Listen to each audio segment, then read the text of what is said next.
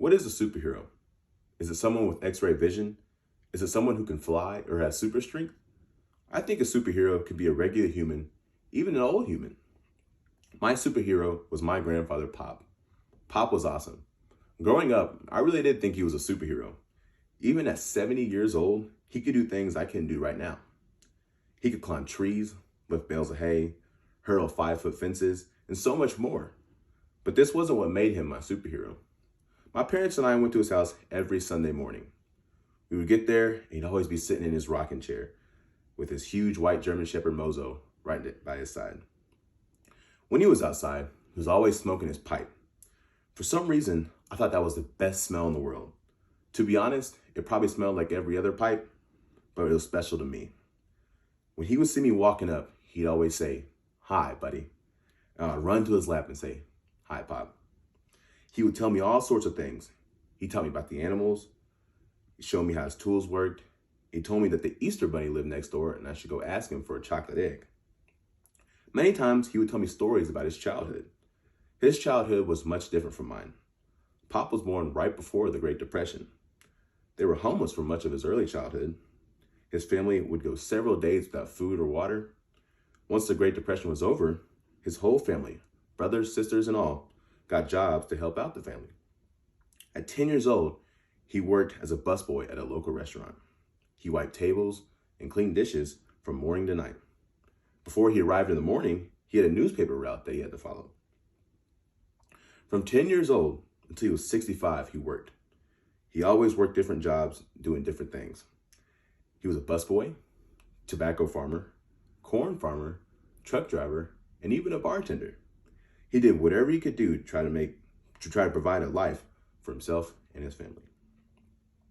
Sometimes we would go fishing, and let me tell you right now, he was a fishing expert. I don't know how he did it, but on days when no one was catching fish, he would catch at least 5 or 10. I would stand in disbelief when he would catch some of the biggest fish I'd ever seen. If his line ever got stuck, he just jumped on in and got it out. One of my favorite memories was on my 6th birthday. We drove to his house and he took out this box and said, "Open it." I tore into it and pulled out a fishing pole. It was orange and shiny and I couldn't wait to go try it out. I have that fishing pole right here. We drove out to our farm pond and got it ready. On the first cast, the bobber begins to shake. It pops up and down, and then it goes completely down. I was so stunned that something had taken it so quickly, and Pop yells, "Reel him in, Wes, reel him in." I immediately begin, and the fight is on. I call out for help because the fish was too strong for my 6-year-old body, but he says, "Nope, you gotta get your first fish on your own." I keep fighting, and after about 10 minutes, I get him close enough to the bank of the pond so we can get him out. It was a huge catfish, at least 15 or 20 pounds. We both start jumping up and down, yelling and screaming at what I had caught.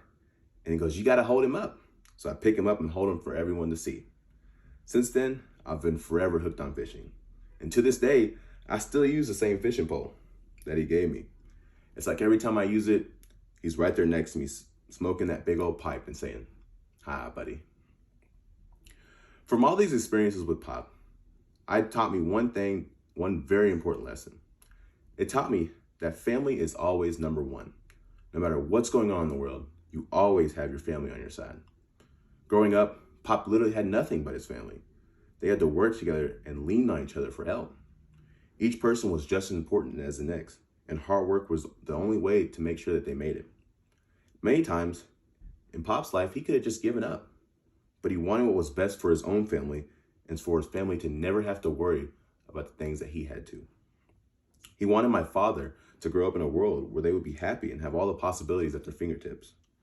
To Pop, I just want to say thank you. Thank you for working so hard against all odds so our family could succeed. Thank you for making some of the best memories of my life. Thank you for taking me fishing and giving me the best fishing pole in my life. But most of all, thank you for being the best superhero grandfather I could ever have. I love you.